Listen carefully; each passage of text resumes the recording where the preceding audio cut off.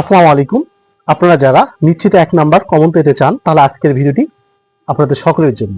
কারণ আজকে আমরা যে অঙ্কটি সমাধান করব এই অঙ্কটি এসএসসি থেকে শুরু করে যারা জবের জন্য প্রতিনিয়ত পরীক্ষায় প্রস্তুতি নিচ্ছেন তাদের জন্য আজকের এই ভিডিওটি খুবই গুরুত্বপূর্ণ। কারণ আজকে অঙ্ক আমরা জ্যামিতি থেকে একটি অঙ্ক সমাধান করা শিখব।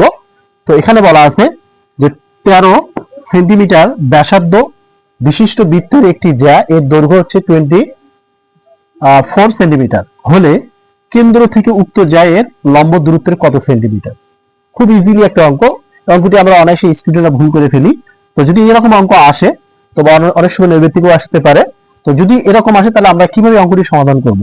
তো যেহেতু এখানে বলছে 13 সেন্টিমিটার একটা ব্যাসার্ধ, তাহলে এখানে বৃত্তের কথা বলছে। তো আমরা যদি একটা বৃত্ত অঙ্কন করি, এটা যদি আমরা একটা বৃত্ত অঙ্কন করি, বৃত্তের মূল কেন্দ্র হচ্ছে এই যে ও, এটা হচ্ছে মূল সেন্টার। তো আমরা যদি বৃত্তের মাঝ বরাবর যদি বৃত্তকে ছেদ করে কোনো একটা রেখা যায় তাকে আমরা ব্যাস বলতে পারি। আর বৃত্তের সাইড দিয়ে যদি কোনো রেখা যায় তাকে আমরা জ্যা বলি। যেহেতু এখানে আমাদের কি বলছে একটি জ্যায়ের দৈর্ঘ্য হচ্ছে 24 সেন্টিমিটার।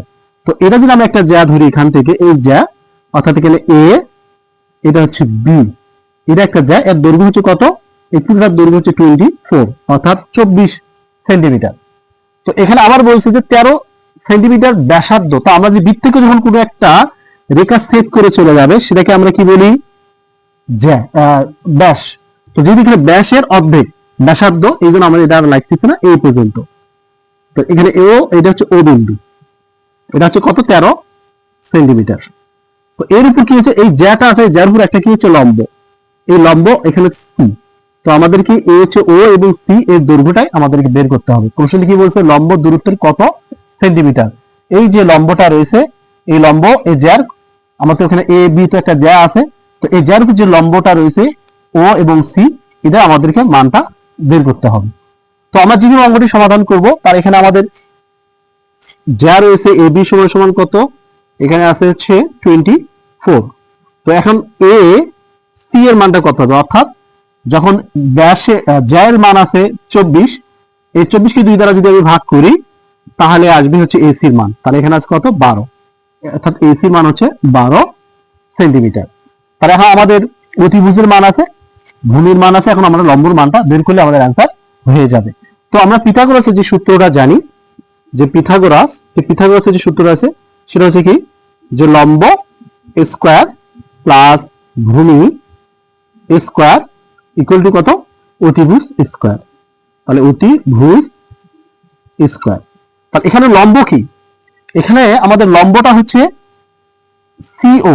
তো আমাদের কিন্তু সি এর মানটা বের করতে হবে। অর্থাৎ এখানে আমরা লিখতে পারি সি ও এফ এর স্কয়ার প্লাস ভূমি, এখানে ভূমি আছে কি? A C. তো আমরা এখানে এ সি স্কয়ার দিতে পারি ইকুয়াল টু অতিভুজ, এখানে অতিভুজ আছে কি? যেটাকে আমরা এখানে লেখাই আছে ব্যাসার্ধ, এটাই হচ্ছে আমাদের অতিভুজ। অতিভুজ আছে এখানে লিখতে পারি আমরা এ ও স্কয়ার। এখন যদি মানগুলো বসাই তাহলে সি ও স্কয়ার প্লাস এসি মান কত আছে? এসির মান আছে হচ্ছে কত? 12। তারপর স্কয়ার দিতে পারি ইকুয়াল টু, এখানে এ ও মান দেওয়া আছে 13 উপর আমরা কি দেবো? স্কয়ার দিতে পারি। তাহলে এখানে আমাদের মানটা এখন বের হবে, অর্থাৎ সি ও এ স্কয়ার সমান সমান, এখানে 13 উপর স্কয়ার করলে 13 কত হবে? 170, 12 144 প্লাস উপাশে গেলে কি হবে? মাইনাস। তো মাইনাস কত হবে? 144। তাহলে এখানে C O equal to root over করে দিলাম, বাদ যদি দেওয়া হয় তাহলে 25। তাহলে 25 কে রুট ওভার করলে আসবে কত? 5। তাহলে আমাদের অর্থাৎ এই যে লম্বটা এর মান হচ্ছে 5। এখানে যেহেতু প্রশ্নে বলছে লম্ব দূরত্ব কত সেন্টিমিটার, এখানে লম্ব দূরত্ব 5 সেন্টিমিটার। তো আশা করি আপনারা সকলেই বুঝতে পারছেন। যদি ভিডিওটি ভালো লাগে এবং বুঝতে পারেন তাহলে অবশ্যই আমার চ্যানেলকে সাবস্ক্রাইব করবেন।